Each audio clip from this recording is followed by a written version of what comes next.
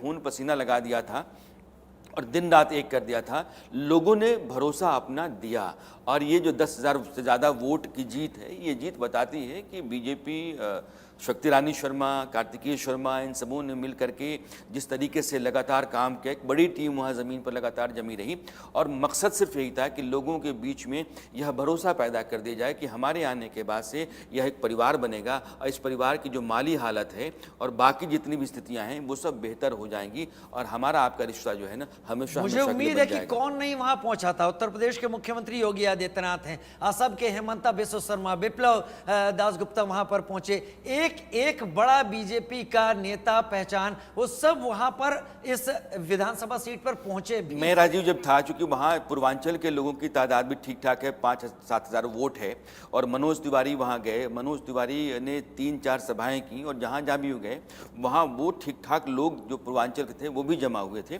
तो पूर्वांचल के लोगों को जोड़ पाने के लिए और बाकी जो हरियाणा के लोग हैं उनको जोड़ पाने के लिए जितने भी ज़रूरी नेता थे उतरे ज़रूर, लेकिन ज़मीन पर जो कार्तिक शर्मा और बीजेपी के बाकी लोगों ने शक्ति रानी शर्मा के साथ काम किया वो बहुत मतलब का था। और ये जो नतीजा है ये मान कर चलिए कि ये आसान नहीं है, ये लोगों के बीच में भरोसा पैदा कर पाना कि हम हैं तो हम आपके लिए कर पाएंगे और हम जो कह रहे हैं उस पर खरा उतर पाएंगे और सब कुछ के बाद भी आप मेरे भीतर यह सब कुछ कहने और कर पाने की स्थितियों का भरोसा पैदा कर पाएं, ये बहुत मुश्किल काम होता है और वो मुश्किल काम कालका में बीजेपी ने करके राणा सर, चूंकि आप खुद भी कालका पहुंचे थे, वहां लोगों से आपने बात की, वहां माहौल को खुद भांपने की कोशिश की, एक महिला कैंडिडेट बीजेपी के फेवर में जो हवा है वो हम अभी रुझानों में देख भी रहे हैं, जो नतीजों में तब्दील होती हुई नजर आ रही है। साथ ही साथ अंबाला से आने वाली पहली महिला मेयर भी, यानी कि जो काम अभी तक किया उसका फीडबैक भी लोगों के जहन में रहा होगा। फिर कालका से विधानसभा में यूं चुनावी किस्मत आजमाना, महिलाओं का ज्यादा सपोर्ट रहा या अभी तक का कामकाज लोगों के जहन में रहा? महिलाओं को लेकर के उनकी एक अपनी रणनीति रही, महिलाओं के बीच वो लगातार जाती थी और मैंने देखा कि महिलाओं के बीच में जिस तरीके से उनका आना जाना और उनके साथ लगाव जुड़ाव महसूस किया मैंने, वो घर के भीतर जो एक फटिहाली है और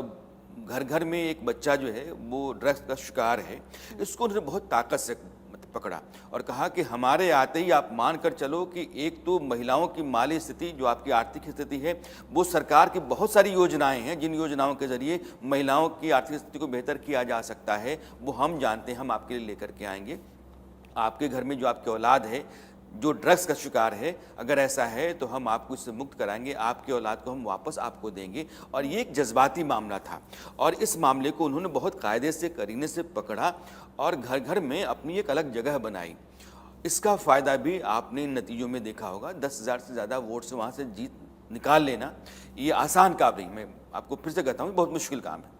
रवि, 51, 34 और 5 अदर्स का हरियाणा से आंकड़ा सामने आ रहा है। उधर 29, 7 यानी 7 कांग्रेस, 44 एनसी और